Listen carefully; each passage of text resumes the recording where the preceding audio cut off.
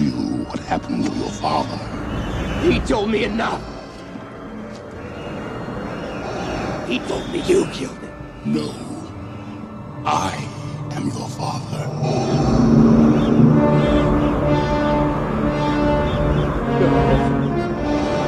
No. It's not true. That's impossible. Search your feelings. You know it to be true.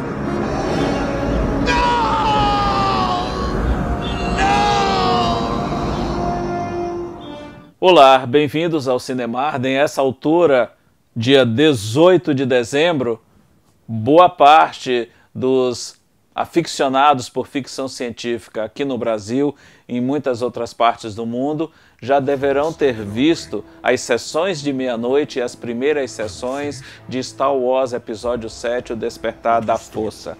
Eu não vi ainda, pelo menos hoje, no dia da gravação desse vídeo, mas depois você poderá ler minhas impressões sobre este filme no meu site, www.cinemarden.com.br. Para entender um pouco o Star Wars, vamos contar um pouquinho da história do seu criador, George Lucas. George Lucas, que é de uma cidade pequena no interior da Califórnia, modesto, uma cidade que fica próximo de São Francisco. O sonho dele de adolescente era ser piloto de corridas. Ele adorava dirigir carros e dirigir em alta velocidade. Certo dia, quando ele tinha os seus 17 para 18 anos, com um carro que ele ganhou de presente do pai, sai em alta velocidade e sofre um acidente. Esse carro bate numa árvore e ele fica cerca de um ano hospitalizado. Ele quebrou muitos ossos da região do peito, teve que ficar acamado durante esse período todo e diz a lenda que foi justamente nesse período de convalescência no hospital que ele criou o conceito da força, que a gente viria a conhecer mais tarde quando o primeiro filme foi lançado. Quando ele se recuperou, ele foi para a faculdade e resolveu estudar cinema e se dedicar a uma outra grande paixão que ele tinha, a fotografia. Ele se formou em cinema pela Universidade da Califórnia do Sul e fez o seu curta de conclusão de curso, o THX 1138, que o Francis Ford Coppola viu e gostou muito e conseguiu que ele fosse transformado num longa-metragem. Ele foi lançado pouco tempo depois, no início da década de 70, com o mesmo título, THX 1138, e gerou muitas brincadeiras na turma de amigos dele da época, John Milius, o Martin Scorsese e outros diretores. Que na realidade o THX não seria um filme sobre o futuro, seria um filme do futuro. Pouca gente entendeu o filme. O filme é visivelmente inspirado em Admirável Mundo Novo, é um filme realmente estranho, mas não é um filme ruim em absoluto, mas é um filme que exige um certo conhecimento, uma certa bagagem para poder assimilá-lo bem. Traumatizado com esse fracasso do THX 1138, ele, acatando um conselho do próprio Coppola, faz um filme onde ele relembra os tempos dele de juventude em Modesto. E aí ele realiza Loucuras de Verão, o American Graffiti, isso já em 73. O THX é de 1971, o Loucuras de Verão é de 1973. Foi um filme bem barato, mesmo para os padrões da época, mas que teve um faturamento estrondoso, com uma trilha sonora muito legal de grandes hits da virada dos anos 50 para os 60 e que vendeu também muito bem. E isso fez com que o George Lucas, na época, tentasse realizar um dos seus grandes sonhos, que era realizar um filme, uma versão cinematográfica de Flash Gordon. Ele procurou então o detentor dos direitos do Flash Gordon, que era o Dino de Laurentiis, e se voluntariou, se apresentou, queria fazer um filme do Flash Gordon. O Dino de Laurentiis, eu acredito, deve ter rido da cara dele, porque ninguém sabia direito quem era George Lucas, e não aceitou. E aí, ele que já tinha aquele conceito antigo da força, tinha uma ideia de uma história meio que encaminhada, resolveu criar um universo próprio, uma história própria de ficção científica. Inspirada nos faroestes, inspiradas em figuras mitológicas, ele até chegou a contratar na época como consultor o Joseph Campbell, que era na época, ainda é hoje, uma das maiores autoridades em mitologia, para justamente prestar consultoria na criação das personagens. Ele queria que todos os personagens representassem arquétipos que muita gente entendesse facilmente. O filme se apoia estruturalmente na famosa jornada do herói, que foi criada, desenvolvida pelo Campbell e que consta do seu famoso livro O Homem das Mil Faces. Então, saiu esse roteiro, ele escreveu esse roteiro, tentou produzi-lo junto a muitos estúdios da época, levou o roteiro a todos os estúdios da época e nenhum deles aceitou, todos recusaram. Isso era 1975 para 76 mais ou menos. O único estúdio que demonstrou um pequeno interesse naquele roteiro foi a Fox. E por quê? A Fox sempre foi famosa, principalmente nesse período, na produção de filmes de ficção científica e filmes de terror e suspense. Então, eles fizeram um cálculo bem pragmático. Eles disseram, vamos dar um orçamento médio para pequeno para a produção desse filme. Na época, no caso, foi 9 milhões, o orçamento que a Fox destinou para o primeiro Star Wars. Esse filme vai custar 9 milhões. A gente vai faturar somente aqui nos Estados Unidos pelo menos o dobro disso, 18, que essa era a média na época que filmes de ficção científica e de terror costumavam faturar nos Estados Unidos, algo em torno de 20 milhões, porque tinha um público cativo que ia ao cinema ver qualquer produção do gênero, seja ficção, seja terror, tinha um público cativo que rendia sempre em torno de 20 milhões. Então, o filme vai custar 9, vai faturar 20 aqui, depois tem um mercado externo. Então, beleza, não vai dar prejuízo. Bancaram a produção.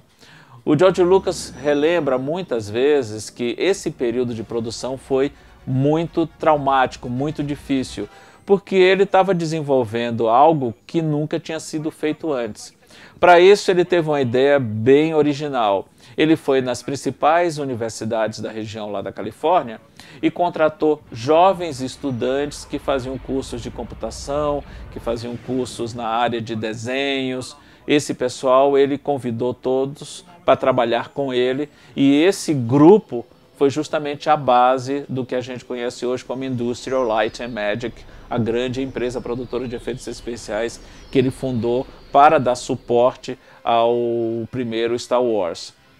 Ele recrutou jovens atores, nenhum deles era conhecido na época, a não ser os dois mais velhos do elenco, que eram grandes ídolos dele, dos filmes de terror da Hammer. Ele convidou Peter Cushing, que fez o Van Helsing numa série de filmes de terror do Drácula, e convidou o Alec Guinness, que era um dos maiores atores britânicos também da época, do qual ele era muito fã. Mas fora isso, o elenco é todo de desconhecidos. E ele relatou certa vez que o único momento assim de felicidade que ele teve durante a produção do primeiro Star Wars foi quando ele escutou a trilha sonora que o John Williams havia composto para o filme.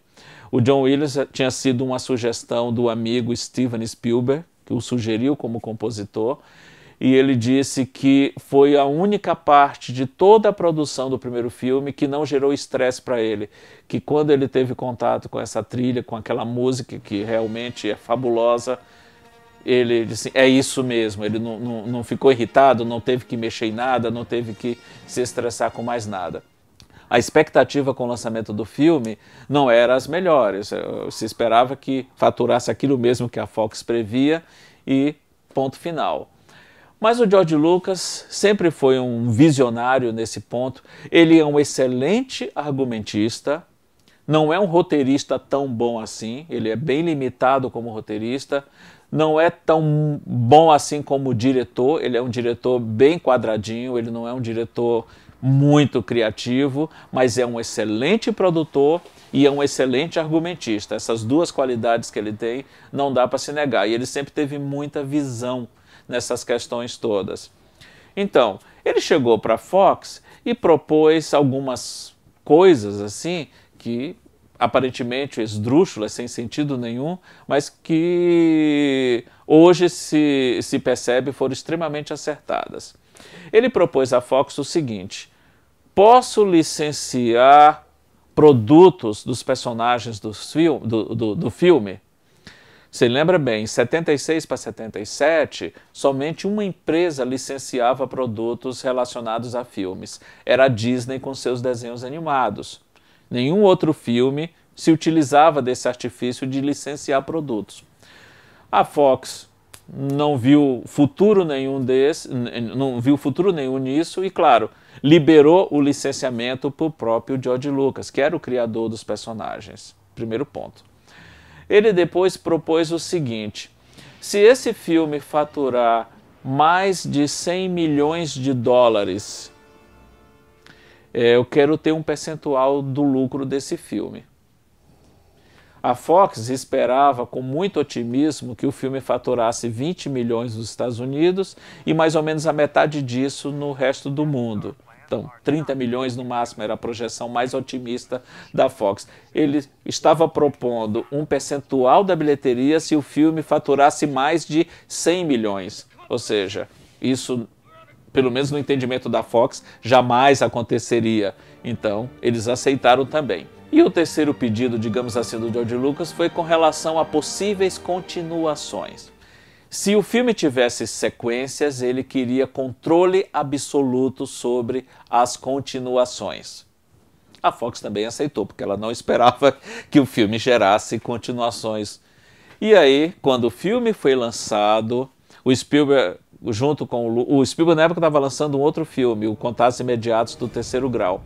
E os dois são muito amigos, estavam temerosos da reação do público e da crítica a esses filmes. Os dois foram para o Havaí, se afastar um pouco daquela turbulência lá na Califórnia e no resto do país. E nesse período lá no Havaí, eles terminaram preparando um outro grande sucesso que a gente veio acontecer depois, o Indiana Jones e os Caçadores da Arca Perdida. Voltando ao Star Wars, o primeiro filme lançado, e chocou muita gente já na primeira cena. Um letreiro subindo, um letreiro interminável que começava com Episódio 4, Uma Nova Esperança.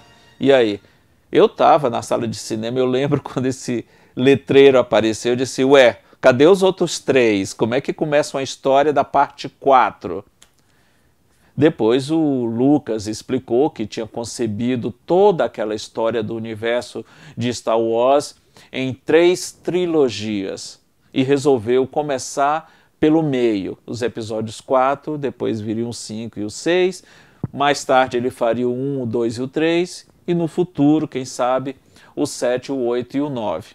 De qualquer maneira, isso chamou a atenção de muita gente, gerou muita conversa, mas para surpresa geral de todo mundo, do Lucas em particular e principalmente da Fox, que viu aí a grande mancada que cometeu, o filme faturou somente nos Estados Unidos, naquele ano de lançamento, mais de 300 milhões de dólares.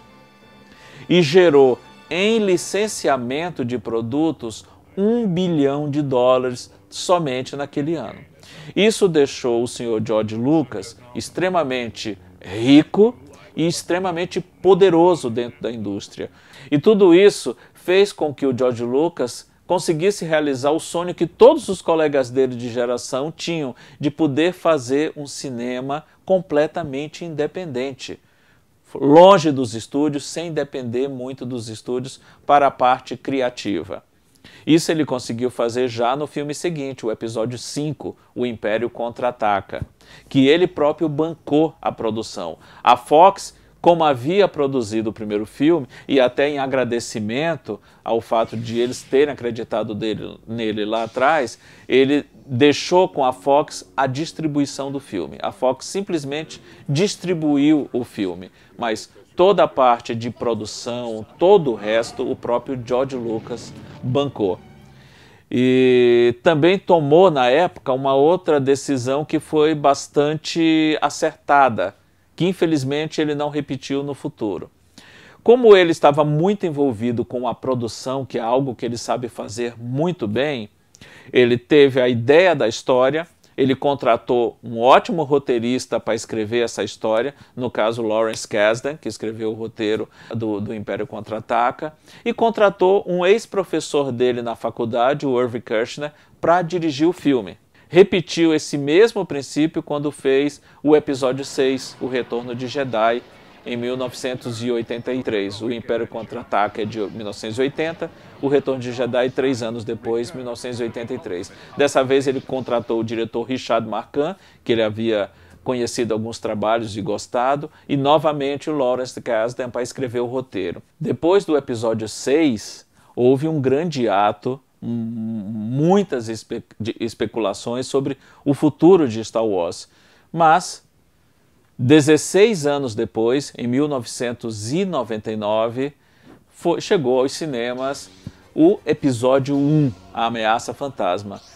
E aquilo que eu tinha falado há pouco tempo, tudo aquilo de correto, de certo que ele havia feito com os episódios 5 e 6, de ter contratado um bom roteirista e de ter contratado um outro diretor para dirigir os filmes e ficado apenas na produção, ele não fez. Ele decidiu ter um controle absoluto sobre todo o processo e ele mesmo escreveu o roteiro e dirigiu os 3 novos episódios, episódios 1, 2 e 3. O episódio 1, que é seguramente o mais odiado de todos, A Ameaça Fantasma, foi lançado em 1999, foi um grande sucesso, obviamente.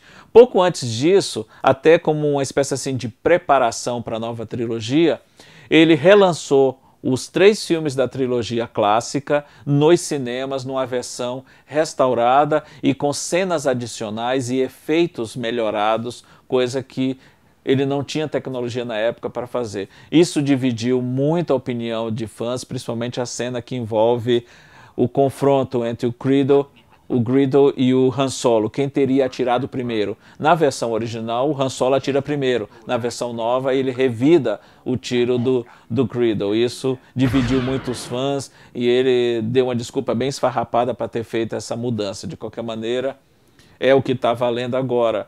Só quem comprou o antigo VHS é que tem essa versão original do filme. De qualquer maneira, o filme fez muito sucesso, como eu falei, apesar de ter apresentado um dos personagens mais odiados também de toda a saga de Star Wars, que é o Jar Jar Binks, completamente desnecessário.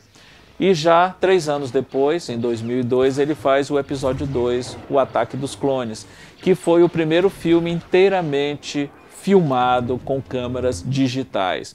O George Lucas sempre foi um grande entusiasta de tecnologia e sempre investiu maciçamente em tecnologia.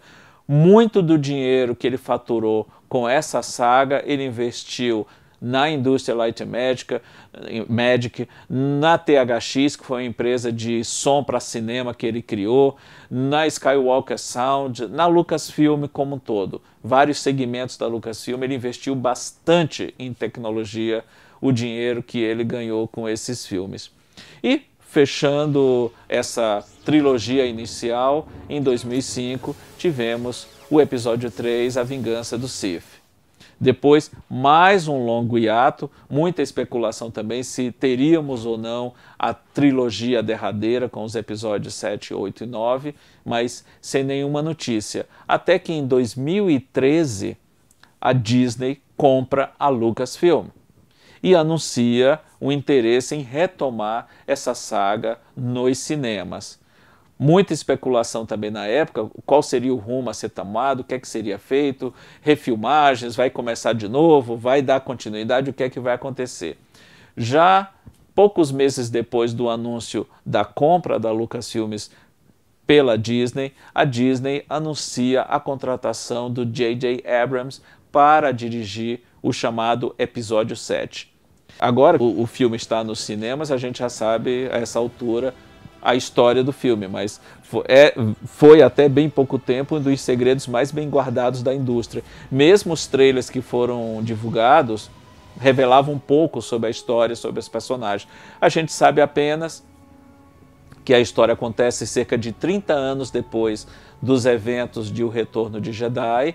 Temos de volta o trio original da primeira trilogia, da trilogia do meio, no caso o Luke Skywalker, a Leia e o Han Solo. Temos também o Chewbacca, temos o R2-D2 e o C-3PO.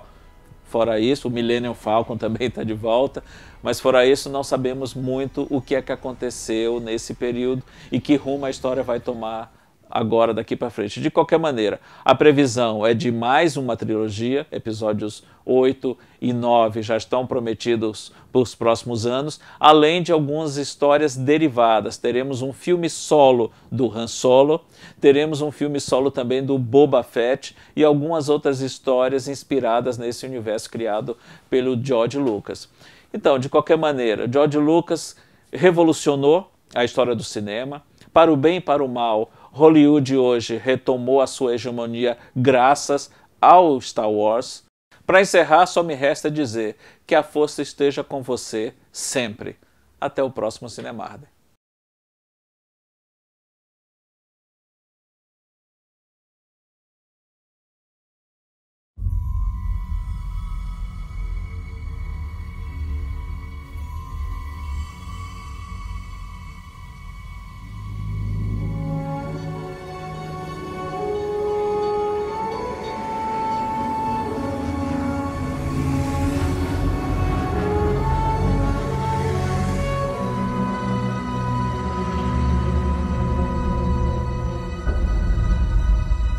The Force is strong in my family.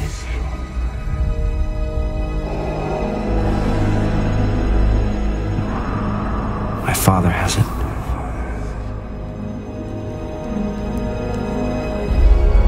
I have it. My sister has it. You have that power too.